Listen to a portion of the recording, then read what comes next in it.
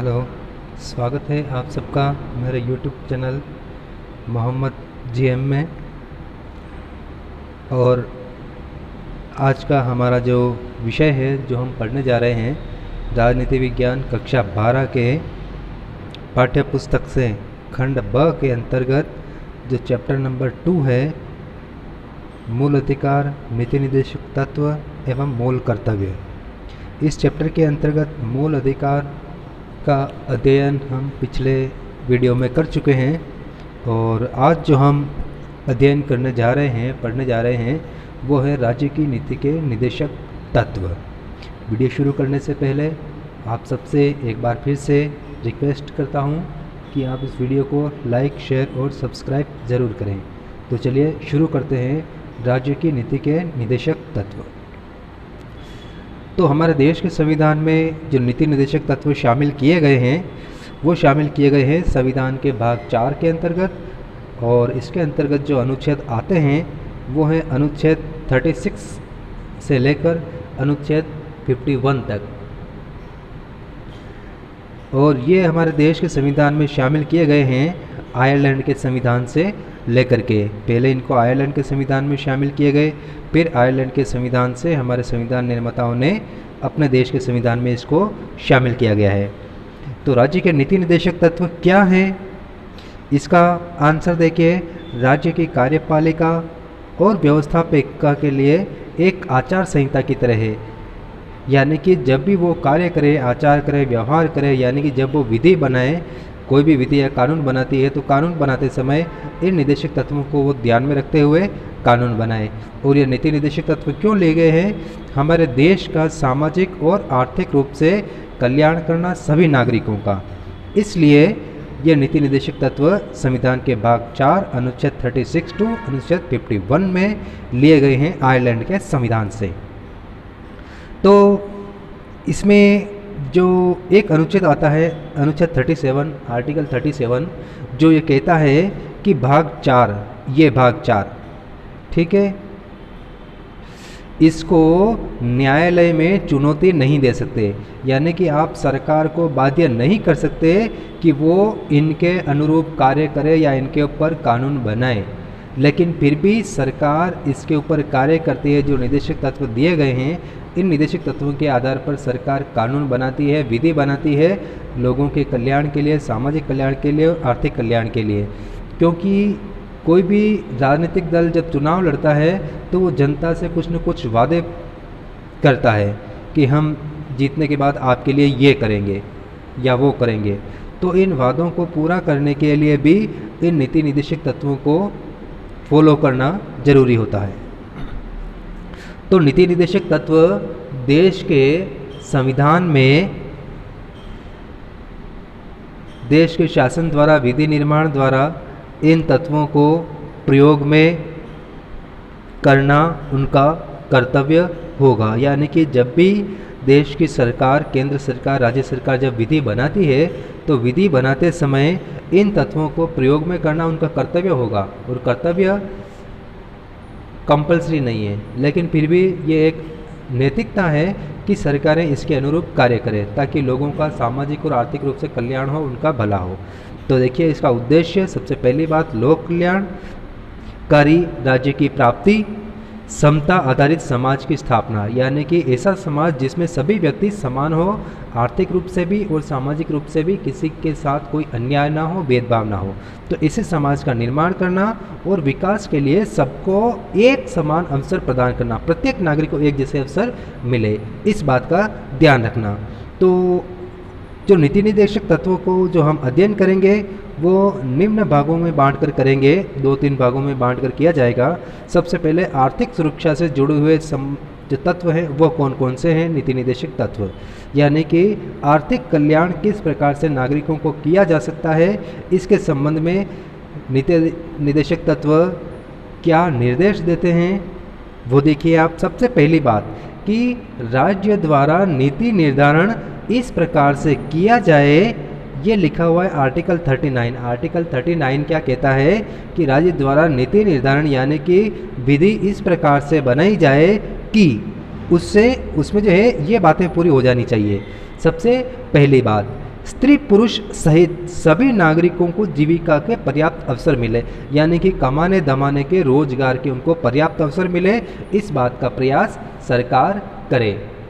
Second देखिए आप, समुदाय के भौतिक संसाधन। समुदाय के भौतिक संसाधन से तात्पर्य राज्य में यानी कि पूरे भारत देश में जो भी भौतिक संसाधन है उनका स्वामित्व यानी कि मालिकाना हक किसके पास रहेगा और उनके वितरण का तरीका क्या होगा, यानी कि देश में जितने भी संसाधन हैं उन संसाधनों का मालिक कौन होगा और उसको कैसे नागरिकों में बांटा जाएगा।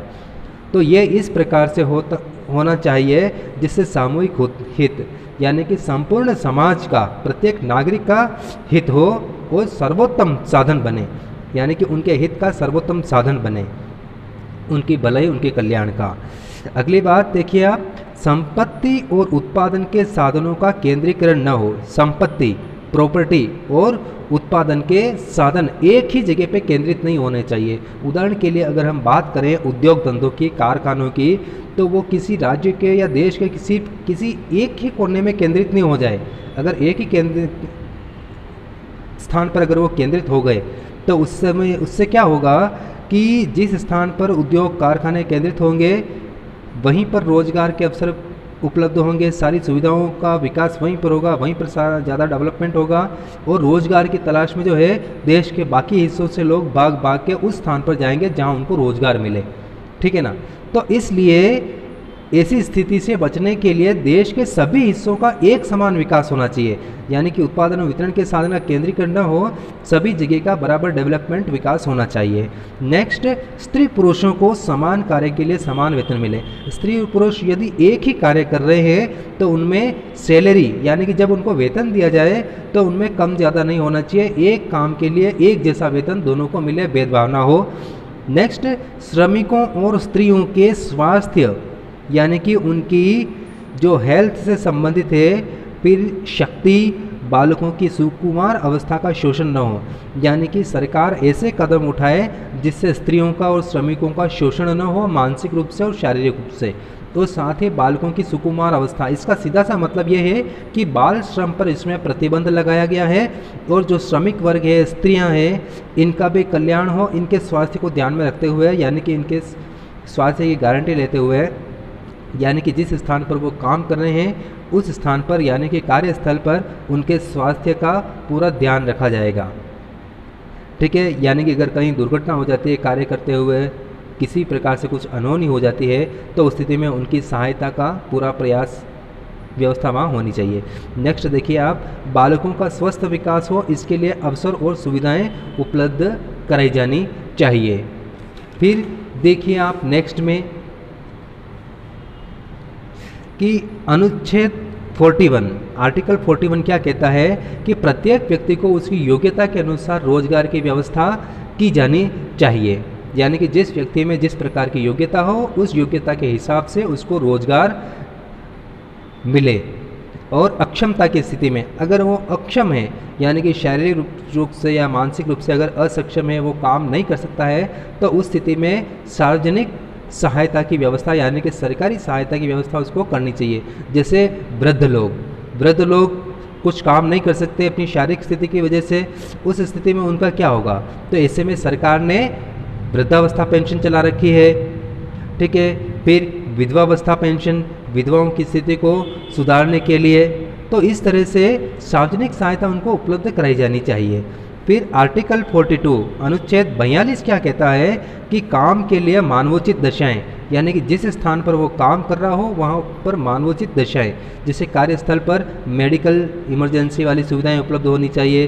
स्त्रियां कार्य कर रही है, स्त्रियों के साथ में बच्चे भी होते हैं, ठीक है ना, तो बच्चों के लिए क्रेच यानी कि जहाँ पर वो बच्चों को छोड़ करके काम कर सके, ऐसा होना चाहिए।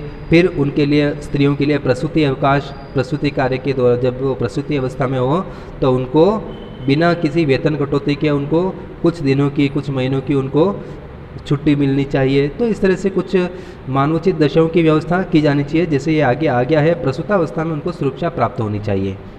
फिर देखिए आगे आर्टिकल 43 अनुच्छेद 43 क्या कहता है कि श्रमिकों के जीवन निर्वाह हेतु उचित वेतन मिलना चाहिए, यानी कि उनको कम से कम इतना वेतन मिलना चाहिए कि वो अपनी आजीविका चला सकें और अवकाश का समय का वो सदुपयोग कर सकें, सामाजिक और सांस्कृतिक विकास के अवसर सुनिश्चित करें।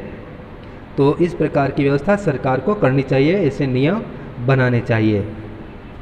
तो इसके लिए श्रमिकों के कल्याण के लिए श्रमिकों से कितने घंटे कार्य करवा जाएगा, फिर जो ट्रेंड श्रमिक है उनको कितना वेतन मिलेगा, अनट्रेंड श्रमिक है उनको कितना वेतन मिलेगा, ये सारे के सारे सरकार उनकी दरें तय करती है। फिर कमज़ोर वर्गों के लिए निःशुल्क कानूनी सहायता, यानी कि ऐसे वर्ग जो आर्थिक रूप से कमज़ोर हैं और उनको कानूनी मदद चाहिए, तो उस स्थिति में निःशुल्क कानूनी सहायता उपलब्ध करवाने का प्रयास किया गया है। जैसे निःशुल्क विधिक सहायता शिविर आयोजन किया जाता है, जहां पर आप बिना किसी चार्ज के सरकार से जो व्यवस्था कर रखी है उसका फ़ायदा उठा सकते हैं। फिर औद्योगिक प्रबंध में कर्मचारियों की भागीदारी की व्यवस्था। औद्योगिक प्रबंध यानी कि उद्योगों में कर्मचारियों का भी शेयर होना चाहिए, ठीक है ना। जो भी नियम बना जाए उद्योगों में तो उसमें श्रमिकों की भागीदारी होनी चाहिए, कर्मचारियों की भागीदारी होनी चाहिए। नेक्स्ट देखिए आर्टिकल 48 इस संबंध में क्या कहता है कि कृषि और पशुपालन का विकास करना भी सरकार का काम है। तो कृषि के लिए और पशुपालन के लिए भी सरकार ने बहुत सारी व्यवस्थाएं की है, बहुत सारी योजनाएं चला रखी है, जिसमें कृषि क्षेत्र सुधार कार्यक्रम, पशुओं की नस्ल में सुधार करना, उन्नत कृषि उपकरण, खाद, बीज, है ना, ये किसानों को उपलब्ध करवाए जाते हैं। पशुपालकों के लिए भी बहुत सारे योजनाएं सरकार ने चला रखी है। फिर साथ ही विभिन्न क्षेत्रों और व्यवसायों के व्यक्तियों के मध्य आय, सामाजिक स्तर, सुविधाओं और अवसरों से संबंधित अगर कोई भेद हो, अंतर हो, तो उस अंतर को कम किया जाए, इस प्रकार की अपेक्षा भी राज्य से की गई है संविधान में। इसके बाद देखते हैं हम सामाजिक सुरक्षा और शिक्षा से संबंधित कौन कौन से नीति निर्देशक तत्व शामिल किए गए हैं संविधान के अंतर्गत। उसमें देखिए आप सबसे पहले आता है आर्टिकल 44, जिसमें कहा गया है कि राज्य के द्वारा सभी नागरिकों के लिए एक समान आचार संहिता यानी कि समान नागरिक संहिता बनाई जाएगी। नेक्स्ट में आर्टिकल 45 जो ये कहता है कि 10 वर्ष से 14 वर्ष तक के बालकों को निःशुल्क और अनिवार्य शिक्षा की व्यवस्था की जाएगी। जो अब शायद जो नई शिक्षा नीति आ गई है, नई शिक्षा नीति 2020 जो आई है, उसमें 3 से 18 वर्ष तक के बालकों को इसके अंतर्गत जोड़ा जाएगा। अब आर्टिकल 46 क्या कहता है, ST, SC, OBC के लिए यानी कि अनुसूचित जाति, अनुसूचित जनजाति, अनुसूचित जाति और अन्य पिछड़ा वर्ग के लिए शिक्षा और आर्थिक उन्नति के प्रयास किए जाएं और सामाजिक शोषण से उनकी सुरक्षा की जाए। उनके साथ किसी प्रकार का भेदभाव न हो, किसी प्रकार का उनका शोषण न हो, इस प्रकार की व्यवस्था सरकार करे। फिर आर्टिकल 47 जो इस संबंध में आगे कहता है कि लोगों के जीवन स्तर में वृद्धि करना, यानी कि उनके जीवन जीने का तरीका है, जो उनका स्टैंडर्ड है, लाइफ का जो स्टैंडर्ड है, उस स्टैंडर्ड को ऊपर उठाना। इसमें सार्वजनिक स्वास्थ्य का विकास करना, यानी कि सार्वजनिक स्वास्थ्य को बढ़ावा देने की व्यवस्था सरकार द्वारा की जानी चाहिए, राज्य के द्वारा की जानी चाहिए। तो इसके अंतर्गत औषधियों की व्यवस्था, अस्पतालों की व्यवस्था, अस्पतालों में डॉक्टर्स की व्यवस्था, ये सब कुछ इसी के अंतर्गत सार्वजनिक स्वास्थ्य के अंतर्गत आता है। साथ ही स्वास्थ्य पर विपरीत प्रभाव डालने वाले मादक पदार्थ, तो मादक पदार्थों के सेवन पर और उनके व्यापार पर रोक लगाई जानी चाहिए। मादक पदार्थ जिनसे मनुष्य की सेहत खराब होता है, जिसमें शराब, अफीम, ड्रग्स, चरस, गांजा और भी बहुत सारे आते हैं, तो इनका सेवन और इनका व्यापार दोनों के ऊपर रोक लगाई जाएगी।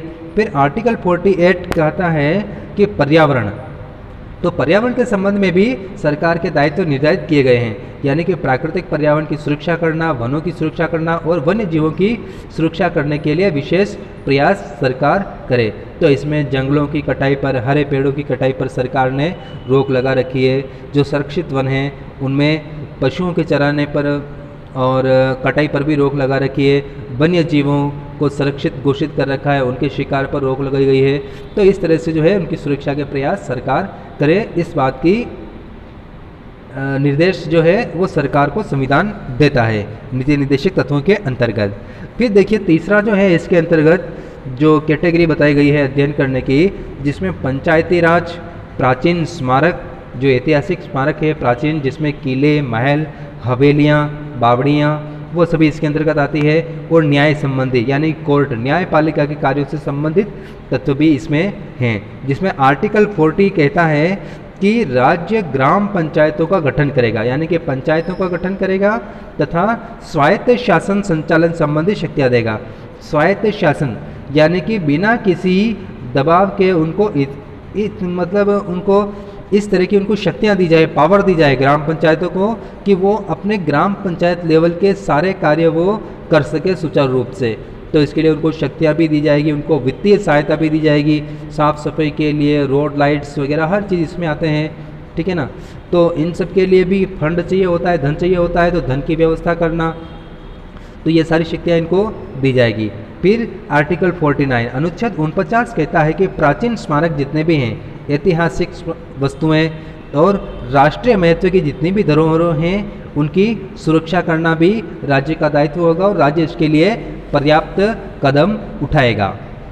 देखिए नेक्स्ट इसमें आगे, जिसमें देखिए आर्टिकल 50 क्या कहता है कि न्यायपालिका को कार्यपालिका से पृथक करना, यानी कि कार्यपालिका यानी कि सरकार न्यायपालिका यानी कि कोर्ट के कार्यों में किसी प्रकार का हस्तक्षेप नहीं करेगी, और ऐसा होगा तो ही जो है न्यायपालिका यानी कि कोर्ट नागरिकों के साथ न्याय कर पाएगी, उनको न्याय प्रदान कर पाएगी। तो इसके लिए जरूरी होगा कि कार्यपालिका इसके मामले में जो है किसी प्रकार का दखल न दे और न्यायाधीशों पर किसी प्रकार का दबाव न बनाए। फिर अंतर्राष्ट्रीय शांति और सुरक्षा के संबंध में भी सरकार के लिए कुछ गाइडलाइन बताई गई है, निर्देश दिए गए हैं, जो कि दिए गए हैं आर्टिकल 51 के अंतर्गत, अनुच्छेद 51, जो क्या कहता है। सबसे पहली बात, अंतर्राष्ट्रीय शांति और सुरक्षा में वृद्धि हेतु प्रयास किए जाने चाहिए, यानी कि राज्य जो है यानी कि सरकार, देश की सरकार, भारत सरकार अंतर्राष्ट्रीय शांति बनी रहे, युद्ध न हो, ठीक है, प्रत्येक राज्य या देश सुरक्षा महसूस करे, उसमें किसी प्रकार का भय न हो दूसरे से, तो ऐसी स्थिति डेवलप करे। नंबर 2, राष्ट्रों के मध्य न्यायपूर्ण और सम्मानजनक संबंधों की स्थापना, यानी कि दो देशों के बीच में जो भी संबंध स्थापित किए जाए वो बराबरी के आधार पर और सम्मान के आधार पर होना चाहिए। ये नहीं कि कोई दूसरा देश हमारे से बहुत ही छोटा है, कमज़ोर है, तो हम उसको दबाएं, उसके साथ अन्याय करें, ऐसा नहीं होना चाहिए। फिर राष्ट्रों के आपसी व्यवहार में, यानी कि जब दो देशों के बीच में किसी प्रकार का व्यवहार होता है तो उसमें अंतर्राष्ट्रीय संधियाँ, समझौते, कानून जो होते हैं, अंतर्राष्ट्रीय कानून, संधियाँ, समझौते, इनका वो पालन करे, उनका आदर करे, यानी कि उनका उल्लंघन नहीं करे। और साथ ही अगर किन्हीं देशों के बीच में अगर किसी प्रकार का विवाद है, ठीक है, दो देशों के बीच में, तो उन विवादों को सोल्व करने के लिए वो देश आपस में लड़ाई ना करे, युद्ध न करे, बल्कि शांति से बैठ करके या मध्यस्थता के द्वारा विवादों को सुलझाए, या फिर अपने स्वयं के, यानी कि भारत के भी अगर किसी दूसरे देश के साथ विवाद है ना, किसी प्रकार का कोई भी अगर मिसअंडरस्टैंडिंग है, तो दोनों देशों की सरकारों को साथ में बैठ करके उन विवादों को सोल्व करना चाहिए, न कि समाधान युद्ध के द्वारा ढूंढा जाए। अब नीति निर्देशक तत्वों का महत्व देख लेते हैं, इनका क्या महत्व है भारत के संविधान में शामिल करने का। तो इसमें देखिए आप, सबसे पहले शासन के लिए आचार संहिता है और इनके पीछे जनमत की शक्ति होती है, क्योंकि जनमत यानी कि जनता की आकांक्षाएं होती है कि सरकार ये सारे कार्य करे, ठीक है ना। लोगों को चाहिए, लोगों को क्या चाहिए कि उनको रोजगार मिले, ठीक है, समान कार्य कर रहे हैं, एक जैसा काम कर रहे हैं तो उनको एक जैसा पेमेंट मिलना चाहिए, ठीक है। प्राकृतिक पर्यावरण की भी सुरक्षा होनी चाहिए, प्राकृतिक पर्यावरण सही रहेगा तो मनुष्यों का स्वास्थ्य भी सही रहेगा, ठीक है। फिर कृषि और पशुपालन के लिए भी सरकार को कार्य करना चाहिए, ये जनता की डिमांड्स है सरकार से, ठीक है ना। उन डिमांड्स को नीति निर्देशक तत्वों के रूप में लिखा गया है और सरकार से अपेक्षा की गई है कि वो इनके अनुरूप जो है कार्य करे। तो सरकार इनके ऊपर कार्य करती है, क्यों? क्योंकि इसके पीछे जनमत की शक्ति होती है। 5 साल बाद आज चुनाव लड़ गए, जीत गए, अगर आप कुछ नहीं करेंगे तो 5 साल बाद जब वापस वोट मांगने से जनता के पास जाएंगे तो जनता उनसे सवाल पूछेगी कि आपने 5 साल तक हमारे लिए क्या किया या हमारा क्या भला किया, ठीक है ना। इसलिए सरकारें ये कार्य करती है। लोकतांत्रिक शासन में कोई भी सरकार इनकी उपेक्षा नहीं कर सकती, उनको जन कल्याण के कार्य करने ही होंगे। फिर लोक कल्याणकारी राज्य के आदर्शों को पूर्ण करना, जिसमें आर्थिक और सामाजिक लोकतंत्र भी हो। आर्थिक लोकतंत्र यानी कि सभी को आजीविका के समान अवसर मिले, आर्थिक विषमता कम से कम हो। सामाजिक लोकतंत्र में किसी के साथ कोई भेदभाव नहीं हो, न स्त्री पुरुष के आधार पर भेदभाव हो, न धर्म के आधार पर दो धर्म वालों के बीच में कोई भेदभाव होना चाहिए, और न ही जाति के आधार पर कोई भेदभाव होना चाहिए। सक्षम लोग और असक्षम लोग, ठीक है ना, सभी लोग एक धरातल पर होने चाहिए, कोई भेदभाव उनमें नहीं होना चाहिए, और सरकार भी उनके साथ कोई भेदभाव नहीं करे, ये इसमें अपेक्षा की गई है। और ऐसे व्यवस्था करे, ऐसे कानून बनाए कि लोग ऐसा कुछ भी करने से पहले एक बार सोचे, भेदभाव जैसा कार्य करने से पहले। फिर देखिए, जनता द्वारा शासन के मूल्यांकन का ये आधार है, यानी कि जनता जब शासन का मूल्यांकन करती है, हर 5 साल में जब चुनाव होते हैं तो वो सरकारों का कार्यकाल देखते हैं कि उन्होंने कार्य कैसा किया है, जनता के साथ क्या भलाई की है, देश का क्या भला किया है, और इसी के आधार पर जो है वो सरकार दोबारा शासन करेगी या नहीं करेगी, ये तय करना जनता का काम है, और वो अपने मत देने की शक्ति से अपनी पसंद नापसंद जाहिर करती है। फिर संविधान के क्रियान्वयन में सहायक है, यानी कि संविधान को लागू करने में भी नीति निर्देशक तत्व सहायक है।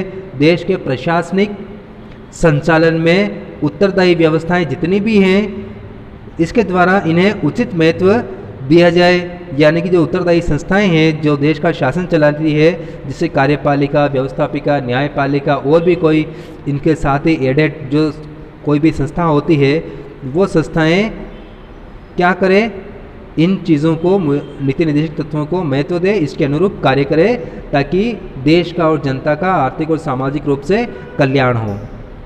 फिर देखिए, देश के सामाजिक आर्थिक परिवर्तन में नीति निर्देशक तत्व सहायक है, जिसमें राज्य के सभी नागरिक, जिसमें स्त्री पुरुष और सामाजिक आधार पर जितने भी वर्ग हैं वो सभी वर्ग इसमें आ जाते हैं, तो इनके लिए जीविका के साधन उपलब्ध हो जाए।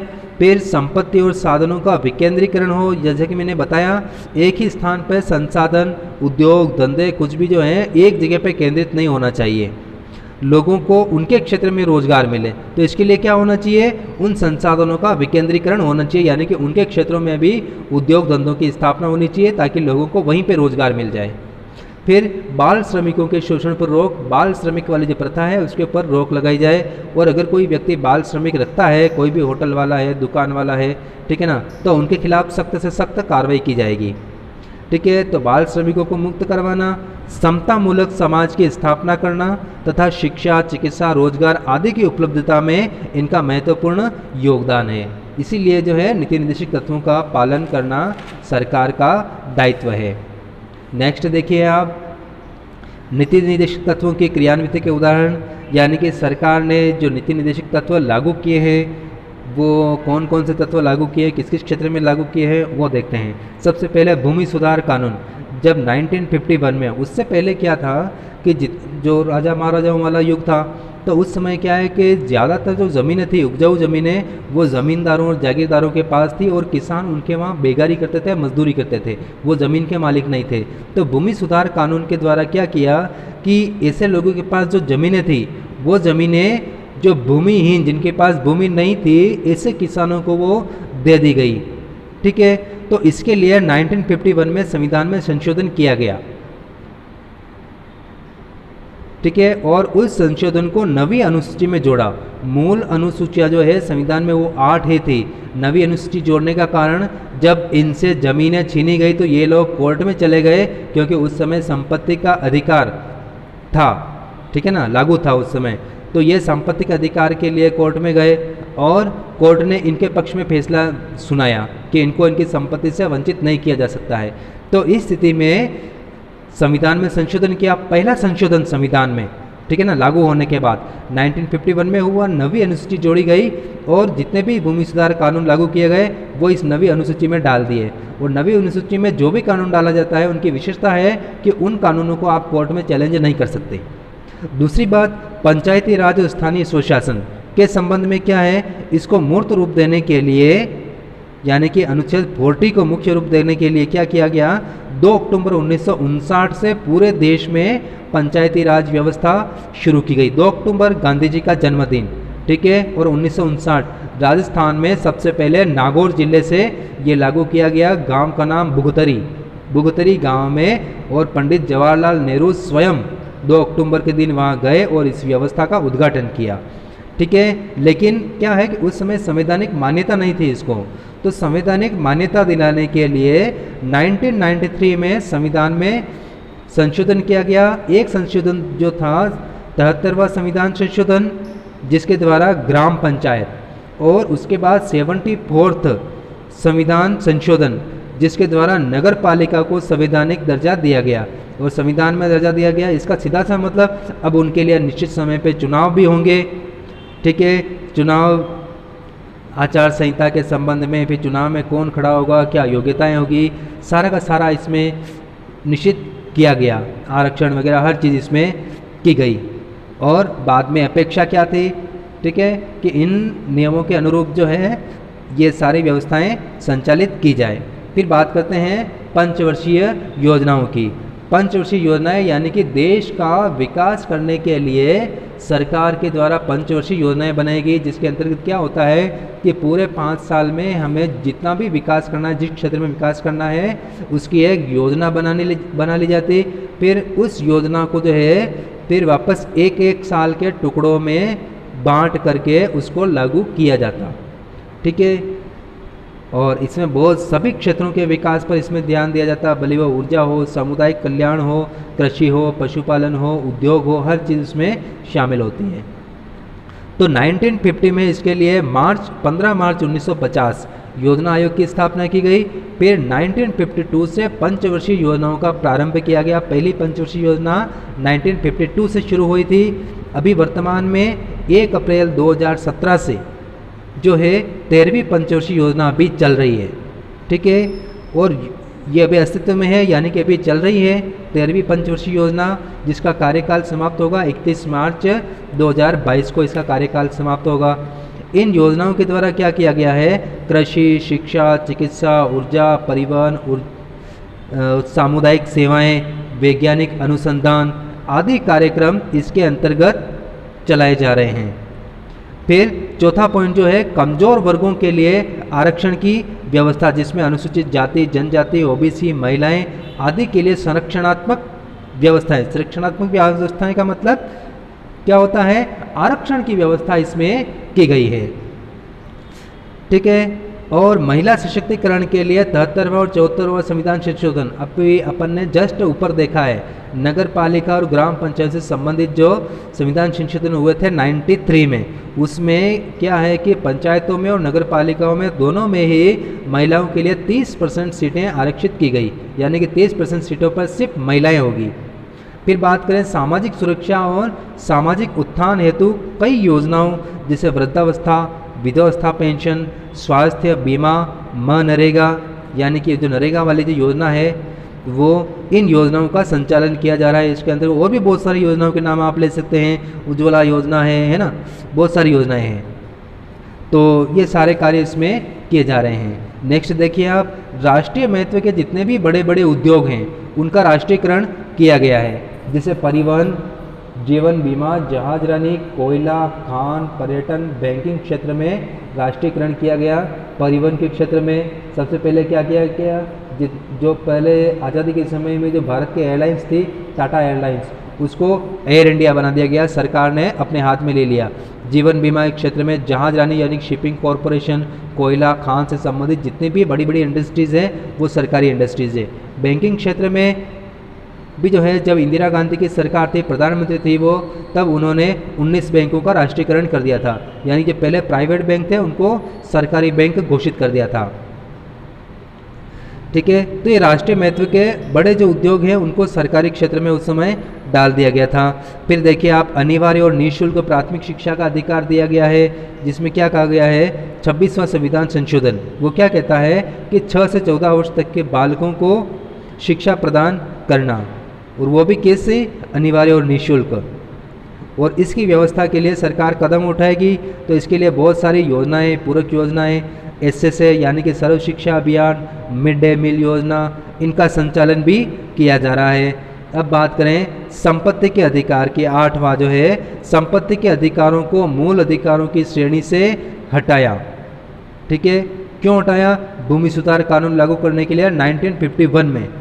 भूमि सुधार कानून लागू किए गए, फिर भी क्या है कि बहुत सारी समस्याएं आ रही थी, इसलिए फिर 1979 में 44वां संविधान संशोधन, ठीक है, ये आप याद रखना। इसके द्वारा क्या किया गया, संपत्ति के अधिकार को मूल अधिकार से हटा दिया। उसके बाद जो है यानी कि 79 के बाद वो संपत्ति का अधिकार मूल अधिकार नहीं है, वो सिर्फ एक कानूनी अधिकार है। अब नेक्स्ट जो है समान कार्य के लिए समान वेतन, खास तौर से स्त्री और पुरुषों के बीच में वेतन के संबंध में एक ही जैसा कार्य करते हुए वेतन के संबंध में कोई भेदभाव नहीं होना चाहिए, इसके संबंध में सरकार ने नियम बनाया है। अब बात करें मूल अधिकार और नीति निषेध तत्वों के बीच में क्या अंतर है, तो सबसे पहली बात, मूल अधिकार न्यायालय में वाद योग्य है, यानी कि आप अपने अधिकारों की सुरक्षा के लिए न्यायालय में जा सकते हैं। यानी कि अगर आपके अधिकारों पर किसी प्रकार की आंच आती है, कोई हानि पहुंचाता है, तो आप न्यायालय की शरण में जा सकते हैं। न्यायालय यानी कि कोर्ट आपके अधिकारों की सुरक्षा करेगा, लेकिन यदि सरकार नीति निर्देशक तत्वों के अनुरूप कार्य नहीं करती है तो आप उसको कोर्ट में चैलेंज नहीं कर सकते। यानी कि इनको फॉलो करना राज्य के लिए बाध्य नहीं है, लेकिन वो फिर भी करते हैं। क्यों? क्योंकि उसके पास एक जनमत की शक्ति है। हर सरकार चाहती है कि अगली बार जब चुनाव हो तो वो फिर से सरकार बनाए, हर पार्टी यही चाहती है। तो इसमें क्या करेगी, जनता को बहलाने के लिए, उनके वोट प्राप्त करने के लिए क्या करेगी, वो दिखावा करेगी या कार्य सही में करेगी भी, तो इसके पीछे जनमत की शक्ति होती है, इसलिए वो करते हैं। लेकिन ये कानूनी रूप से बाध्यकारी नहीं है सरकार के लिए। दूसरा देखिए, नागरिकों के कानूनी अधिकार हैं, यानी कि संविधान के द्वारा कानूनन संविधान के द्वारा नागरिकों को प्रदान किए गए हैं और आपके इन अधिकारों को कोई हानि न पहुंचाए, इसके लिए आपके लिए कोर्ट बिठा दी गई है। लेकिन नीति निर्देशक तत्व राज्य के लिए क्या है, नैतिक बंधन है, नैतिक है, यानी कि माता पिता का सेवा करना नैतिकता है। अनिवार्य थोड़ी है, कोई कानून थोड़ी बना हुआ है कि आप अपने माता पिता की सेवा करो, लेकिन फिर भी क्या है, नैतिक है, नैतिकता है, सामाजिक परंपरा है, ठीक है, माता के पिता के प्रति सम्मान है, इसलिए क्या है करते हैं, उनकी सेवा करते हैं। तो इसी तरह से राज्य द्वारा इन निर्देशित तत्वों को फॉलो किया जाता है, तो वो सिर्फ एक नैतिक बंधन है, उसके लिए जरूरी नहीं है। तो ये इन दोनों में दूसरा अंतर हो गया। तीसरा, व्यक्ति के व्यक्तिगत अधिकार है, ये पर्सनल है। मेरा समानता का अधिकार या मेरा स्वतंत्रता का अधिकार वो मेरा पर्सनल अधिकार है। मैं जहाँ जाना चाहूँ वहाँ जा सकता हूँ, घूमने के लिए जो चाहे वो रोज़गार कर सकता हूँ, धंधा कर सकता हूँ, ठीक है ना। जिस धर्म को चाहे उस धर्म को मैं अपना सकता हूँ, अपने धर्म का प्रचार प्रसार कर सकता हूँ, ये मेरी संतुष्टि के लिए, मेरे लिए है। लेकिन नीति निर्देशक तत्व किसके लिए, वो राज्य के लिए, वो आपके लिए नहीं है। फिर राजनीतिक लोकतंत्र का प्रतीक है मूल अधिकार, यानी कि राजनीतिक रूप से सभी व्यक्ति एक समान एक प्लेटफॉर्म पर आ जाएं, इसके लिए मूल अधिकार दिए गए हैं। लेकिन नीति निर्देशक तत्व क्या है, वो सिर्फ सामाजिक आर्थिक लोकतंत्र की स्थापना करने के लिए है, ठीक है। चलिए अब आगे बढ़ते हैं। मूल अधिकार और नीति निर्देशक तत्वों के बीच में क्या संबंध है, ठीक है ना। या सिद्ध कीजिए कि मूल अधिकार और नीति निर्देशक तत्व एक दूसरे के पूरक है। ये किसी भी तरफ से जो है आप देख सकते हैं, दोनों के बीच में अंतर हम देख चुके हैं। ये दोनों एक दूसरे के पूरक है, क्या संबंध है।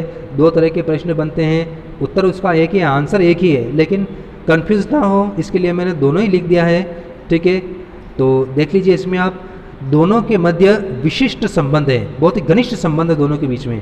संविधान निर्माताओं के अनुसार एक दूसरे के ये पूरक हैं, क्योंकि दोनों ही सम्मिलित रूप से एक कल्याणकारी लोकतांत्रिक राज्य की स्थापना करते हैं। यानी कि नागरिक के लिए क्या है, राजनीतिक लोकतंत्र भी होना चाहिए, सामाजिक और आर्थिक लोकतंत्र भी होना चाहिए। आर्थिक लोकतंत्र होगा तो वो राजनीतिक लोकतंत्र का सही तरीके से फायदा उठा पाएगा, ठीक है ना।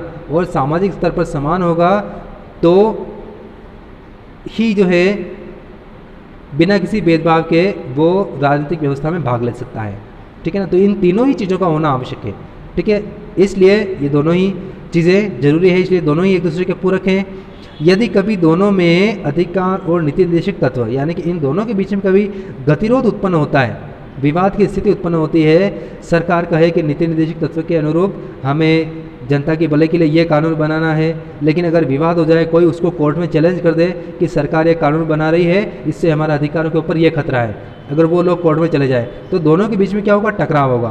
तो ऐसी स्थिति में क्या है कि न्यायालय को ऐसी व्यवस्था करनी पड़ती है, यानी कि उसको कुछ ऐसा फैसला या ऐसा निर्णय देना पड़ता है जिससे क्या होता है कि दोनों के बीच में एक संतुलन स्थापित होना चाहिए। यानी कि कोर्ट का जो लक्ष्य होता है कि दोनों के बीच में संतुलन होना चाहिए, नागरिकों के अधिकार भी बने रहे और लोक कल्याण के लिए सरकार नीति निर्देशित तत्वों के अनुरूप कार्य भी करती रहे।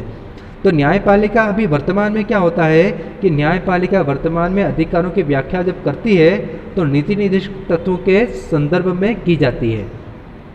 ठीक है, यानी कि वो अधिकारों के तो करता रहा है, लेकिन वो लोक कल्याण की भावना के लिए, राष्ट्र कल्याण की भावना को भी वो ध्यान में रखता है और दोनों के बीच में संतुलन बना रहे इस प्रकार की वो व्यवस्था करता है, क्योंकि दोनों ही एक दूसरे के विरोधी नहीं है बल्कि दोनों एक दूसरे के पूरक हैं।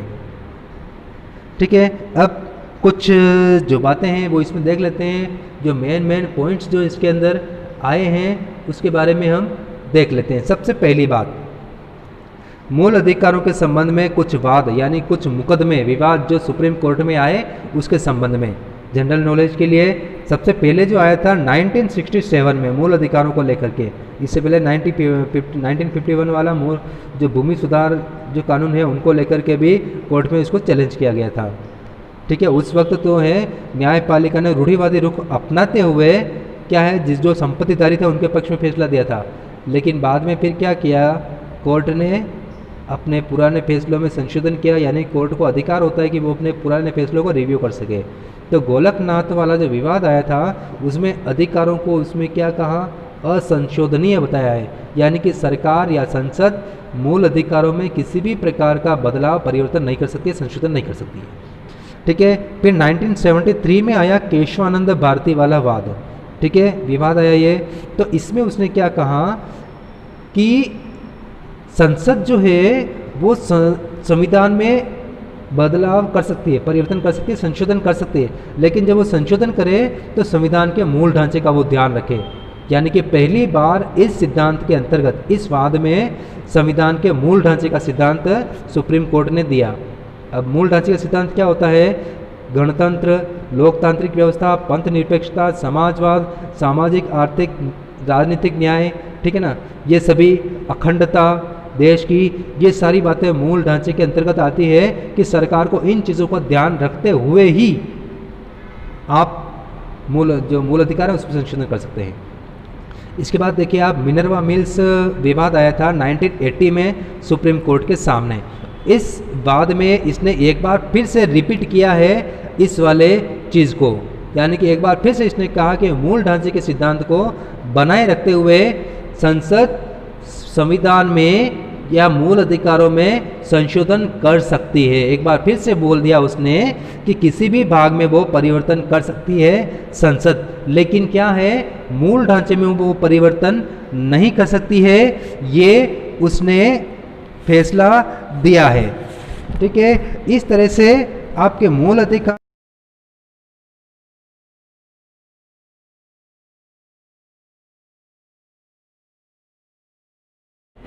मूल कर्तव्य पर, मूल कर्तव्य जो संविधान में कब जोड़े गए, 42वें संविधान संशोधन से, जब इंदिरा गांधी की सरकार थी, ठीक है ना, केंद्र में, उस समय 42वां संविधान संशोधन जोड़ा गया। और इस संविधान संशोधन को जो है, जो 42वां संविधान संशोधन है, इसको मिनी संविधान भी कहा जाता है, क्योंकि इस संविधान संशोधन के द्वारा संविधान के लगभग हर एक हिस्से में संशोधन किया गया था। ठीक है, और ये कब हुआ था, 1976 में। इसके ईयर का भी ध्यान रखना है आपको। और इसमें क्या जोड़ा गया, भाग 4 का, भाग 4 क्या था, अभी देखा है हमने, नीति निर्देशक तत्व थे, ठीक है ना, और फिर 4 क जोड़ा गया, 4 के बाद में 4 क, और जो नीति निर्देशक तत्वों का जो अंतिम अनुच्छेद था 51 वाला, उसी के आगे 51 क जोड़ा गया। ठीक है, और उस 51 क के अंतर्गत 10 मूल कर्तव्य संविधान में जोड़े गए। और ये कैसे जोड़े गए, 86वां संविधान संशोधन, ठीक है, ये तो जोड़ दिए गए 1976 में। फिर इसमें परिवर्तन हुआ, पहला परिवर्तन मूल कर्तव्य में पहला संशोधन हुआ था वर्ष 2002 में, 86वां संविधान संशोधन, जिसके द्वारा 11वां मूल कर्तव्य इसमें जोड़ा गया, जिसके अनुसार क्या निश्चित किया गया है कि माता पिता या संरक्षक द्वारा अपने 6 से 14 वर्ष तक की आयु के बालकों को शिक्षा प्रदान करना माता पिता का दायित्व है, उनका कर्तव्य है कि वो अपने ऐसे बालक जिनके आयु 6 से 14 वर्ष के बीच में है उनको शिक्षा प्रदान करें। ये कब जोड़ा गया? वर्ष 2002 में। किसके द्वारा? 11वें संविधान संशोधन के द्वारा। ठीक है, और ये पहला संशोधन था मूल कर्तव्यों वाले भाग के अंतर्गत। ठीक है, जो 10 मूल कर्तव्य लिखे हुए संविधान में उसी के आगे 11वां मूल कर्तव्य उसमें ऐड कर दिया गया। चलिए अब आगे देखते हैं। मूल अधिकार और मूल कर्तव्य एक दूसरे के पूरक है। किस तरीके से? दोनों एक दूसरे के पूरक हैं। एक व्यक्ति के अधिकार दूसरे के लिए कर्तव्य है, यानी कि मेरी स्वतंत्रता मेरा अधिकार है, ठीक है ना, तो दूसरे व्यक्ति का ये कर्तव्य होता है कि वो मेरी स्वतंत्रता की रक्षा करे। ठीक है, कर्तव्य की पालना के बिना अधिकारों की प्राप्ति संभव नहीं है। जब तक आप कर्तव्य पालन नहीं करोगे तब तक आपको अधिकार नहीं मिलेगा। आप अपने घरों में ही देख लीजिए, अगर आप माता पिता की सेवा करेंगे, ठीक है, तो ही आपके माता पिता आपको प्रॉपर्टी में हिस्सा देंगे। अगर आप उनकी सेवा नहीं करेंगे, ठीक है, उनका तिरस्कार करेंगे, तो वो आप हो सकता है वो आपको उनकी प्रॉपर्टी से बेदखल कर दे।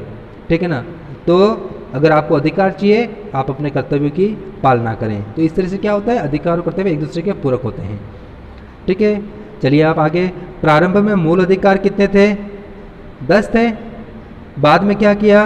वापस एक बार फिर से, जिससे कि मैंने 42वां संविधान संशोधन 1976 के द्वारा संविधान के भाग 4 क अनुच्छेद 51 क में 10 अधिकार थे। 86वां संविधान संशोधन वर्ष 2002 के द्वारा 11वां मूल कर्तव्य इसमें जोड़ा गया। अब मूल कर्तव्यों की जो आलोचना की जाती है, क्यों की जाती है? एक तो पहली बात अत्यधिक आदर्शवादी है, ठीक है, यानी कि सिर्फ अपेक्षा की गई है, ठीक है, लेकिन कोई इसको पालन नहीं करता, फॉलो नहीं करता है। फॉलो क्यों नहीं करता है? क्योंकि इसके पीछे कानूनी बाध्यता नहीं है। अगर आप फॉलो नहीं करते हैं तो सरकार आपको किसी प्रकार की सज़ा नहीं दे सकती है। ऐसा कोई कानून नहीं है कि आपको ये करना ही होगा। ठीक है, और अंतिम जो है, इन मूल कर्तव्यों का पालन करना या नहीं करना व्यक्ति की इच्छा पर निर्भर है। मैं जैसा चाहे वैसा करूं, ठीक है, और सरकार मेरे को कोर्ट में मेरे को किसी प्रकार से इसके लिए बाध्य नहीं किया जा सकता। ठीक है, फिर नेक्स्ट देखिए अब इसका महत्व में देखिए आप। सबसे पहले नागरिकों में देश प्रेम और राष्ट्र हित की भावना उत्पन्न करना।